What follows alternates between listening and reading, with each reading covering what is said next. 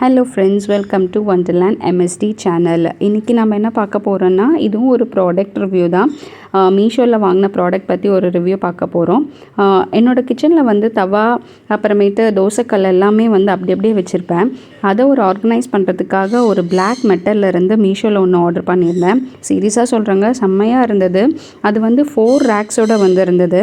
ஆனால் 4 ரேக்ஸில் ஒன்று தான் வைக்கணும்னு இல்லை, நிறைய ஸ்பேஸ் இருந்தது. ஸோ நம்ம வந்து கண்டிப்பாக 6 to 7 தவாஸ், அப்புறமேட்டு தோசைக்கல் எல்லாமே வச்சுக்கலாம்.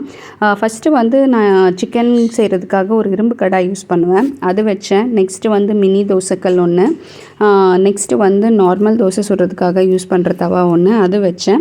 அடுத்தது வந்து சப்பாத்தி மட்டும் போடுறதுக்காக ஒரு தவா வச்சுருப்பேன், அது வச்சேன் நான். அதுக்கப்புறம் இன்னும் ஸ்பேஸ் இருந்தது, 2-3 கண்டிப்பாக வைக்கலாம். இந்த வீடியோ பிடிச்சிருந்ததுன்னா உங்களுக்கு லைக் பண்ணுங்கள், ஷேர் பண்ணுங்கள், சப்ஸ்கிரைப் பண்ணுங்கள்.